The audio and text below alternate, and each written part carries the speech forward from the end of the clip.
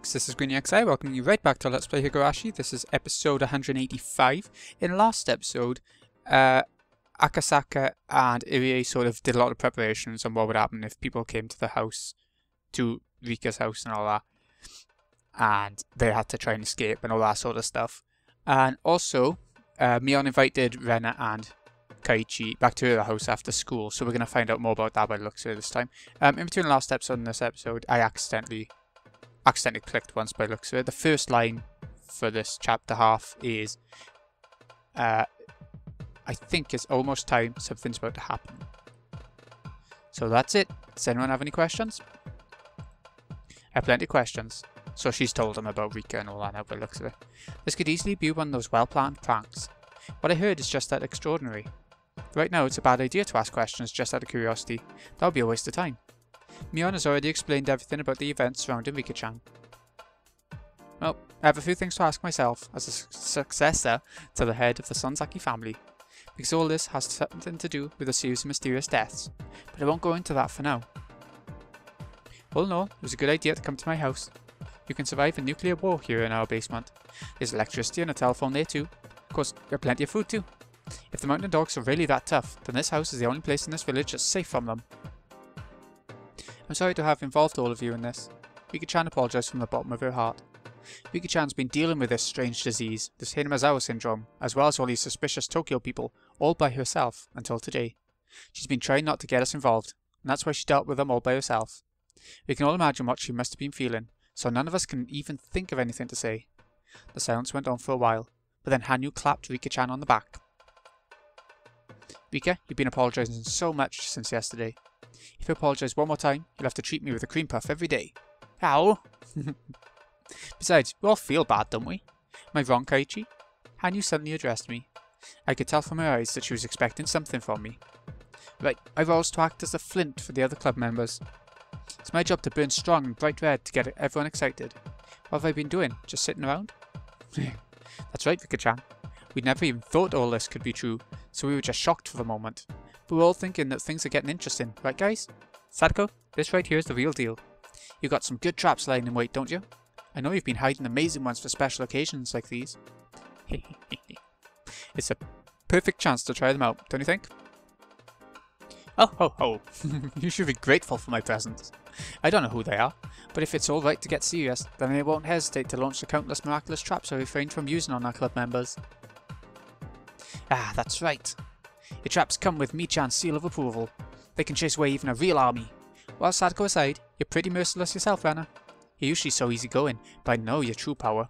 Yeah, when you get serious, you might be the most powerful of us all. You sure are something. I don't even think I can defeat you. Oh, stop. Your explosive impact is incredible too, Kaiichi-kun. Your power can defeat a fate that I'd have no chance against. If Kaiichi's a furious red flame, then Rena-san is a quiet blue one. Hey, that's a good one. The Burning Red Ranger, Kaiichi Maebara. The Burning Blue Ranger, Rena Ryugu. This is our chance to show the world what we've got.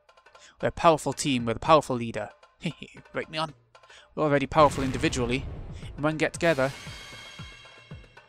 we're invincible! That's our club, right guys? You know, I kept quiet thinking it might be imprudent, but actually, I've been thinking, this is getting super interesting. I appreciate this, Rika-chan.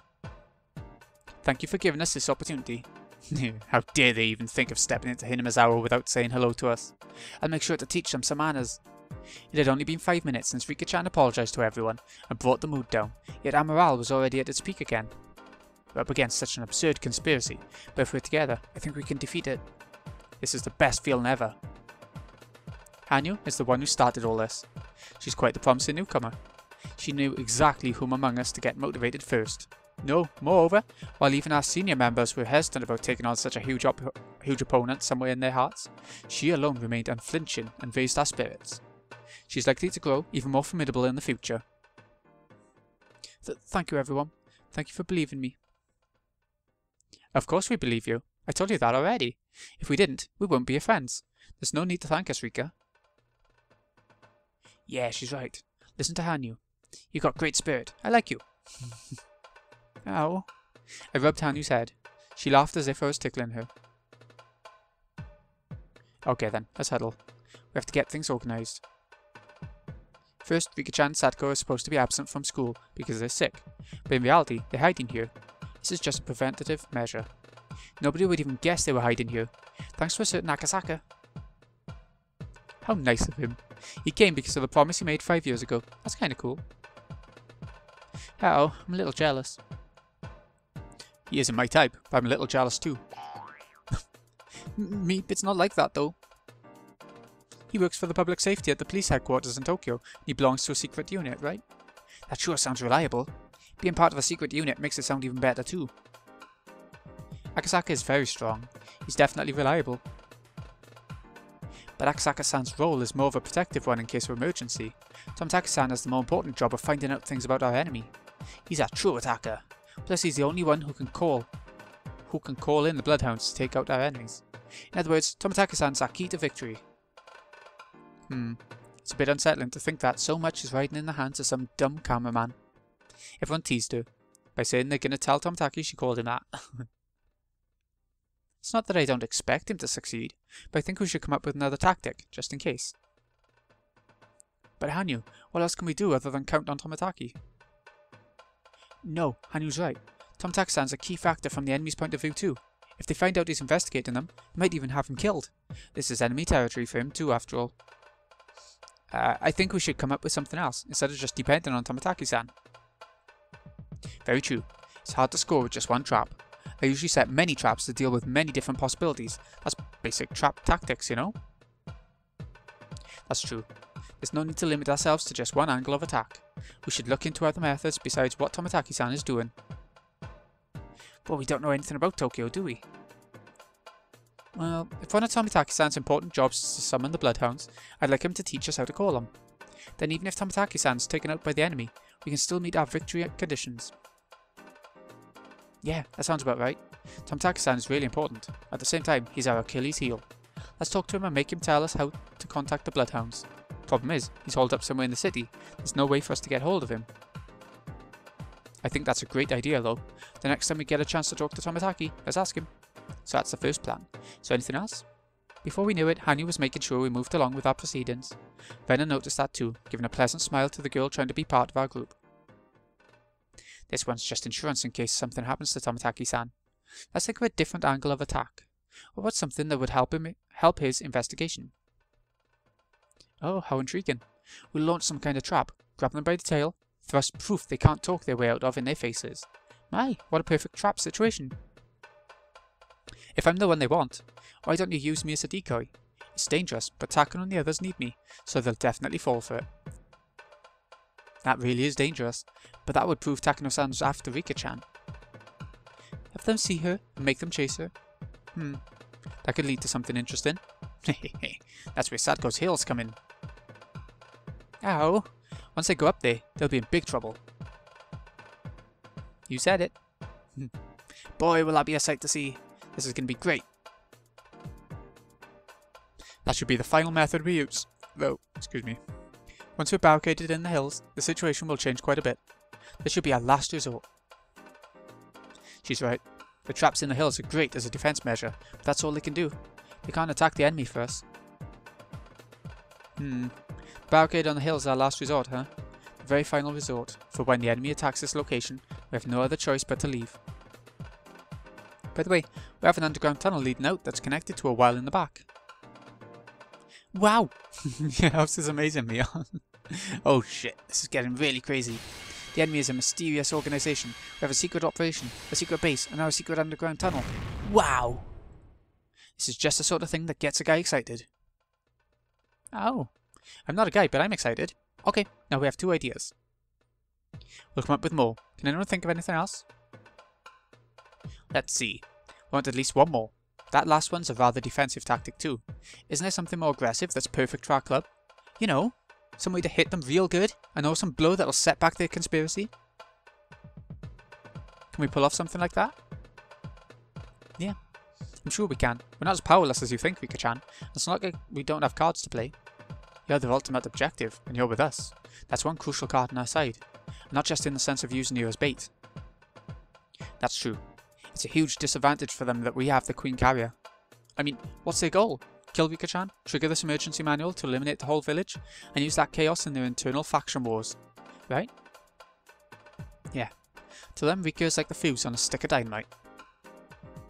They want to set that dynamite off, cause chaos, use that to gain something for themselves. So if we keep it from exploding, we win. That's going to be pretty tough. You're right. We have to continue defending her, but all they have to do is kill Rika-chan in any way. It's like a soccer game with a goal on only one side. To denounce this unfair game for what it is, and calling the Bloodhounds is the point of the Tomitaki operation, right? Isn't there a goal for us though, where we defeat their conspiracy? There must be something. Sometimes it works to think from the opposite point of view. Oh? Oh! There is one. Miyo started to grin in a weird way. Here she goes. The winds are blowing stronger on her side, and she's getting into better than top form. Miyo is pretty smart. She is great at analysing situations. That's why, when Rika-chan first told her everything, she immediately decided that there was no way for us to win and became depressed. However, while Mion's easily crushed, she's also able to exhibit incredible power when the wind's on her side. We created that tailwind. Now her sail is receiving the push it needed. Let me confirm this one more time, Rika-chan. That emergency manual was designed to prevent all the villagers from going insane within 48 hours of your death, right? Yes, that is its purpose. Oh, Rika's never died before, so how do they know something like that will happen within 48 hours? She's right. Yeah, it's really strange. How can they say for sure all the villagers will go crazy within 48 hours? Well, according to Takano, something similar apparently happened in another country, and that's where they got the 48 hours from. I have no idea though. Actually, Irie said he doesn't understand it either. Ah, could it be? I see. Oh, I know, their weak point. Ah, I see it too. Yeah, that's right. This is their blind spot. Eh? What are you two talking about? I don't get it. I don't get it either. Hey, Ren and Rika-chan, don't you understand? Why don't we put the last person to figure it out through a punishment, huh? Hey, how about you, Hanyu? Haven't you figured it out yet? Yes, I have. That's why Rika is important to Takano. Oh, that's a hint for you too. Oh, here's a hint for me as well. The enemy's intention is to cause a disaster in Hinamizawa. They intend to do so by using this emergency manual. In other words, this manual is, in fact, the enemy's Achilles heel. Meep? I don't get it. How? If you apologize for everything you've done to me, I'll tell you. No way. Stop that. I want to concentrate. Well, haven't you figured it out yet, Rena? Listen. Our attack depends on Tomitaki-san, and that's our Achilles heel. On the other hand, the enemy's attack depends on the emergency manual. So if we destroy the foundation of the emergency manual, do you see? We just have to make the emergency manual lose its function. How? What's the meaning of the emergency manual? It's supposed to hide the existence of the syndrome by making it look like a disaster. So that's why they have to wipe out the entire village within 48 hours. That's what the enemy intends to do, at least. So you're saying we just have to stop them from executing the manual within 48 hours? But those 48 hours don't start until I'm killed, so I need to outrun them for those 48 hours? Meep. Hey, you two are already saying the answer. You good? Let's say the answer out loud. Everyone ready? Here we go. Rika-chan has to die 48 hours prior. We all said it in unison. Boy, we're good at this. We never mess it up. I know, I got it. I got it too. Rena and Rika-chan clapped their hands together. They finally figured it out. Why did it take so long for us to come up with this? Oh, we finally got it. We should have come up with this on the first try. We've been speaking only in defensive terms, so I thought you might never think of this idea. Oh? Listen to you. I love you even more, Hanyu. In recognition of your achievements, I'll award you our club's Special Order Cross Medal later. Anyway, let's talk about the operation. The goal is to execute the emergency manual. Hidden in that goal is actually a huge weak point. The foundation of the manual is the notion that the villagers will go crazy within 48 hours of the Queen Carrier's death. In other words, if nothing happens in the 48 hours after Rika-chan's death, then the foundation of this emergency manual collapses. That's it, to say the least. Nobody really wants to do such a terrifying thing, but if they don't execute the manual, the villagers might go mad and spread to the surrounding communities. They're hesitant to execute it, but they want to keep the damage to a minimum. But what if they find Rika-chan's body 48 hours after her death? The major premise that the villagers will lose their minds within 48 hours of the Queen Carrier's death will collapse. Fortunately, Rika is hiding here, so it's possible for us to lie about her death. The last time Rika-chan was seen was yesterday at school. It'll be 48 hours after that in the early morning of the day after tomorrow. It'll be perfect if her body is found around that time. I see. It's possible to fake Rika-chan's death with the help of that Oishi-san. Indeed. We'll ask Oishi-san to send out an announcement that Rika's body has been found, and that it has been at least 48 hours since her death. Well, it might create some issues if he announces it publicly, so we can just let the Area Institute know. Coach is on our side, so it should be possible to deceive them. That is... what an idea! Once the emergency manual loses its credibility, such a horrible operation will never be approved. In other words, there are weak points to the emergency manual and Rika-chan. Oishi hasn't agreed to help us yet, but I know he will. Uh-oh. This will be such an amusing trap. I can just picture Takano-san running around in a panic. Takano believes Satoko and I are sick in bed with a cold, but she hasn't actually seen us, she's just assuming it's true. But as it turns out, we were somewhere else, and suddenly my body shows up, having been dead for over 48 hours. Aha! This is going to be super thrilling. The masterminds will have to accept the failure of the emergency manual and withdraw. That's when the hunters become the hunted. By that time, Tomitaki-san will have found out something about the enemy. And you'll call in the bloodhounds to defeat them. That's our goal. Alright, I can smell our victory from here. Man, how perfect is this? This is all going to work out, I'm sure of it. We all encouraged each other with a hip hip hooray. This is definitely getting really interesting. Still, what's key is that the claim of Rika-chan being dead for 48 hours is believable. For that we need Oishi-san's help. Ooh, pink. I love it when it does the pink sky.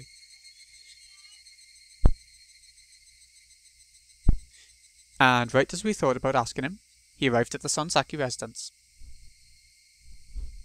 Oishi-san knows that Rika-chan's hiding here. He also knows that some members of the Mountain Dogs have infiltrated the police station.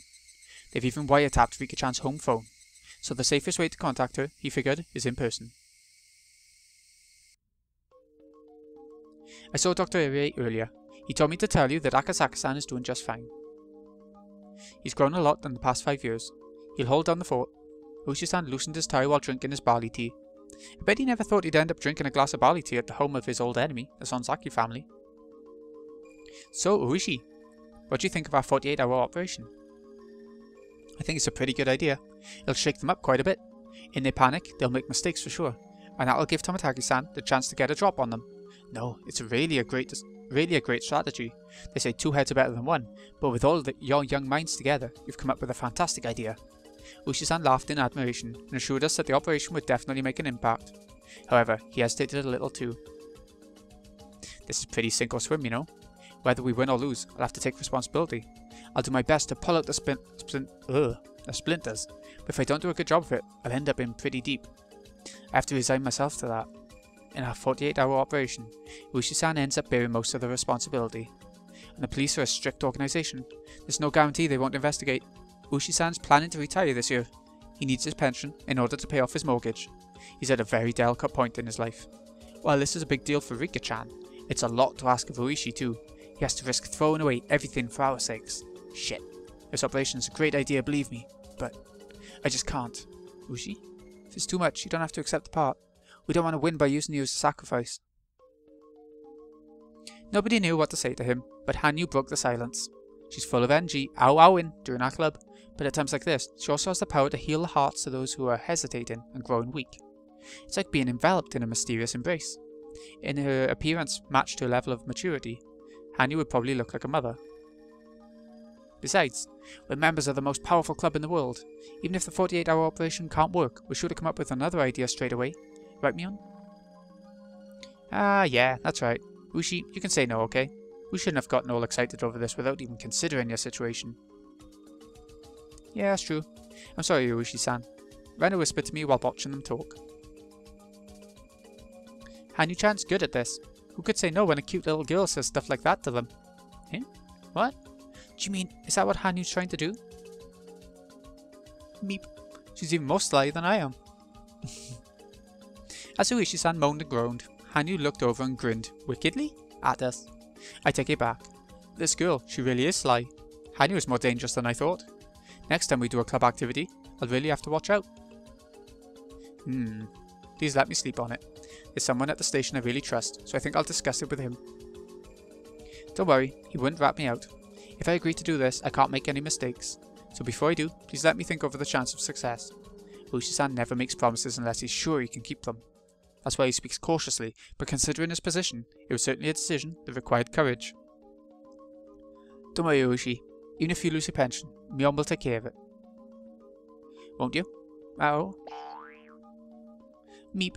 If he is going to help us, we have to do that for Ushi. Meep.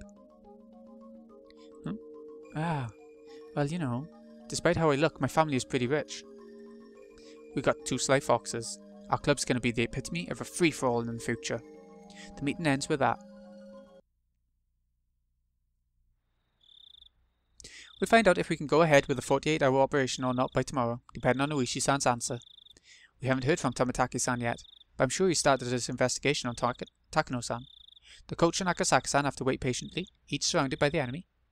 They're both in very dangerous positions, so I'll just have to pray for their safety. And then, there's Takano-san. I'm still having a hard time believing she's involved in such a vast conspiracy. If someone told me the whole thing was a lie, I might even believe them. That's why I want Tomitaki-san to investigate. She's mysterious and a bit cold, but she could be fun to be around too. Also, I've always thought of her as one of the villagers. It hurts more than a little to suspect one of your own. I can understand what Tomitaki-san's going through. This doesn't have to be an investigation to confirm her guilt. Instead, I want him to prove that she's not guilty. It's too painful for people to doubt one another.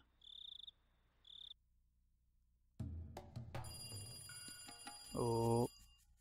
Hello. Sorry for making you call me so often, First Lieutenant Tomitaki. That's okay. Anyway, did you find out anything? A background investigation usually takes a few months. It can't be rushed within a day or two. But Tomitaki sensed that something huge had started to make its move after what Rika and the others told him. And he was definitely getting closer.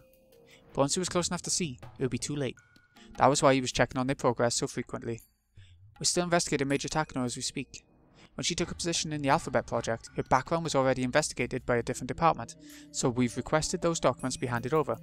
The entire team is investigating what she has been doing since the time she joined the project. Please give us a little longer. I understand. However, the situation is urgent, so please work as quickly as you can. Yeah, of course. By the way, we got an emergency order to investigate the Area Institute today, unrelated to your request. It's our top priority now. The Chief of Staff requested it. Chief of Staff? And it isn't related to my request? Yeah.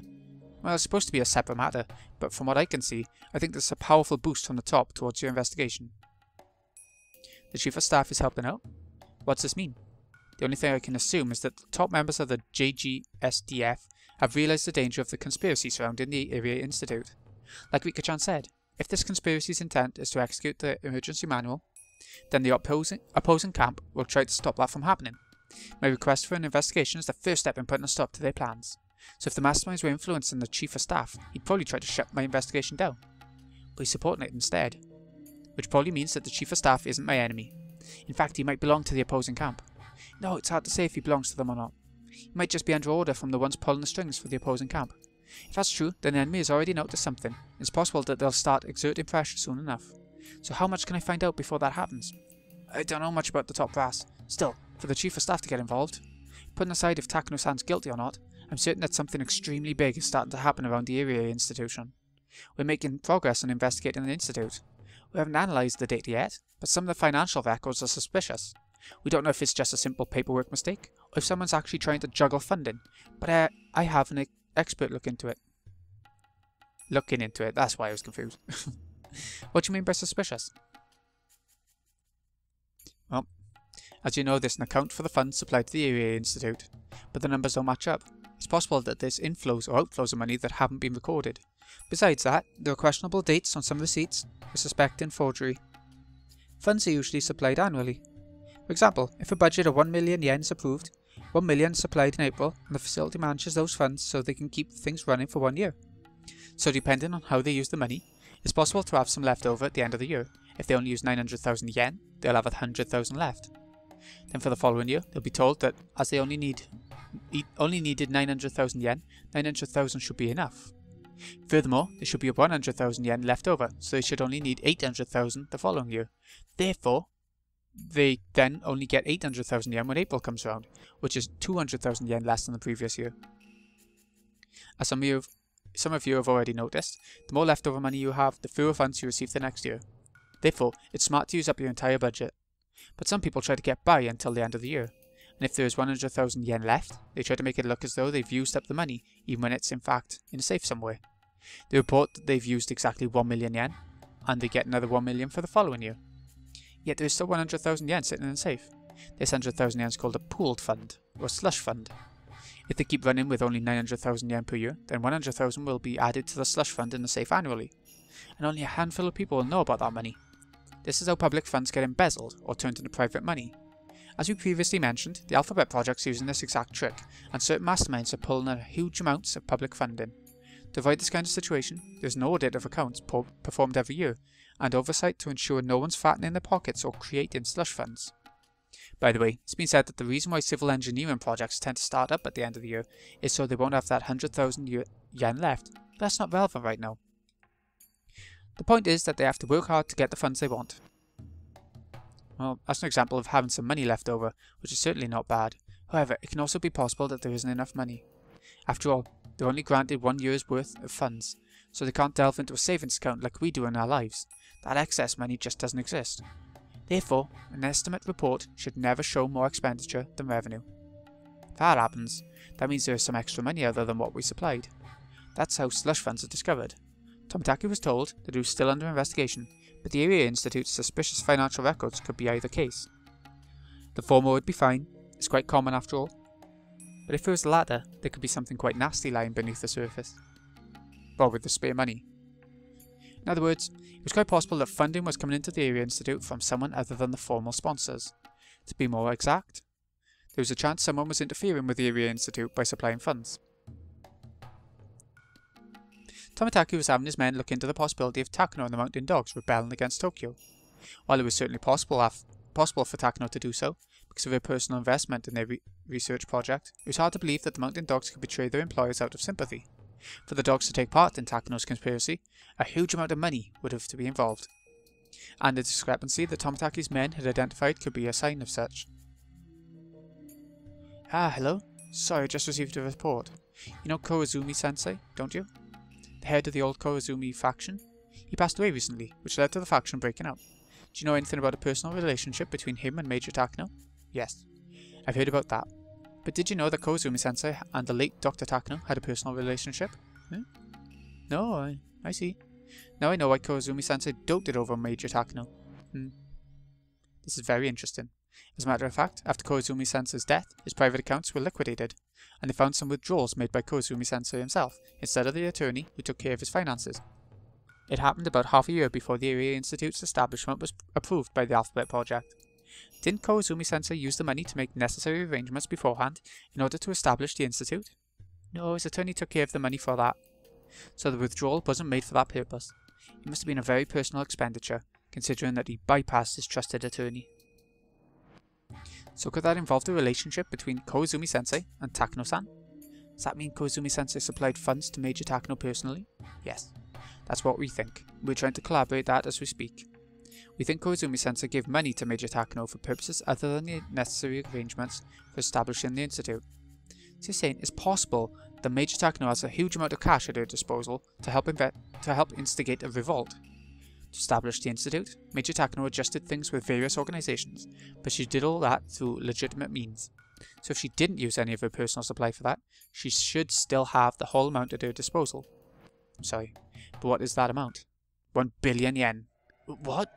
I'm very close to Takano-san, but I had no idea she was so rich. Actually, she's rather tight with her money.